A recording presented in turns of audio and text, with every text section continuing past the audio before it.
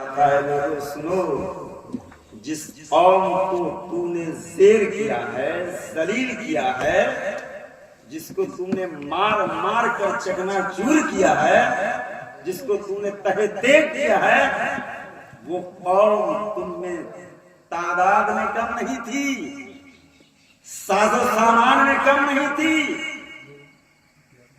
لشکر زرار میں کم نہیں تھی، صرف کمی اس میں اتنی تھی کہ اس کا ایمان کمزور تھا، بالکل اس کا اللہ کے اوپر یقین، اعتماد، بھروسہ نہیں تھا۔ اس نے توریت تو پڑھی لیکن من گھڑت بات اس میں ملا دی۔ اللہ تبارک و تعالی نے آج وہ دن اس کو دکھا دیا اس کی بدعملی کی بنا پر۔ میں اسی آنکھوں سے مسلمان ہو رہا ہوں کہ کل مسلمان جب اسی طرح بدعمل ہو جائے گا تو اللہ تبارک و تعالی اس کو ویسے ہی زیر کرے گا جیسے آج یہود و نصارہ کو زیر کر رہے ہیں۔ اور فاروق اعظم کی نگاہیں ولایت دیکھ رہی تھی کہ برسوں بعد ہوا۔ پھر ایک زمانہ آیا سلطان صلاح الدین ایوبی کا۔ سلطان صلاح الدین ایوبی نے اپنے قبلہ اول کو اپنے بازو کے بدولت قبضہ کیا، لاکھوں لاکھ یہود و نصارہ کو پسپا کیا،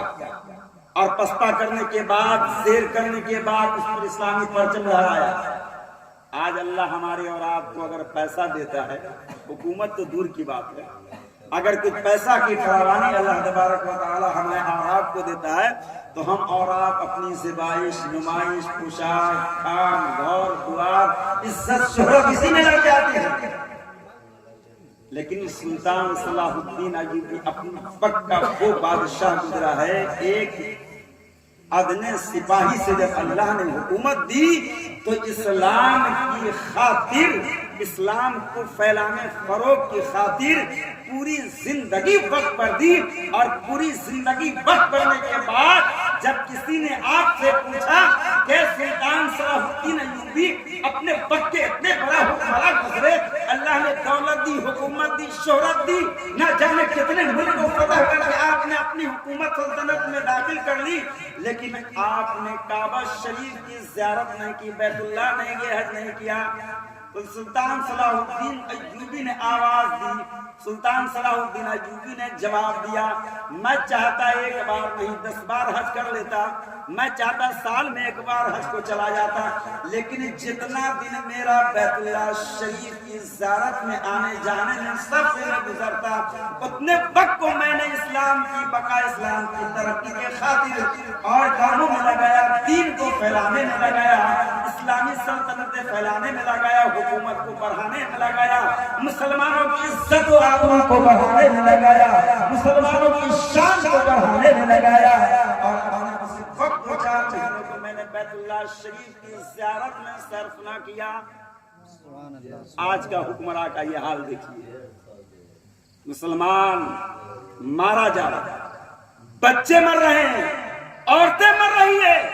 بیوہ فریاد کر رہی ہے، بچے آواز لگا رہے ہیں، ایک دو نہیں، نہ جانے کتنے حکمراں اس میں زمین پر مسلمان کے موجود ہیں، لیکن اتنے مردار اور اتنے بدتین اور ایسے درباب اور ایسے دنیا دار کتنے ہو گئے ہیں کہ ایک کی آواز نہیں نکل رہی ہے، بالکل ایک کی آواز نہیں نکل رہی ہے۔ کیا معلوم ہوا کہ مسلمان تو ضرور ہے لیکن ایمان اس کے اندر اتنا کمزور ہے، اتنا کمزور ہے کہ شیر تو دور کی بات ہے، یہ کتا پیار سے کرتا ہوا نظر آتا ہے۔ اللہ کے اوپر یقین ہی نہیں ہے، بھروسے نہیں ہے، اعتماد نہیں ہے۔ حالانکہ مال و زر کی کمی نہیں ہے، ساز و سامان کی کمی نہیں ہے، لشکر کی کمی نہیں ہے، آدمی کی بھی کمی نہیں ہے۔ کمی کس بات کی ہے کہ اتنا بڑا ایمان کا کمزور ہو گیا ہے، ڈرپوک ہو گیا ہے، اللہ کا خوف اس کے دل سے نکل گیا ہے۔ اور سچ بات یہ کر لیجیے کہ پورا کا پورا مسلم حکمراں چور چٹا بے ایمان ہو گیا، بالکل چور چٹا بے ایمان ہو گیا ہے۔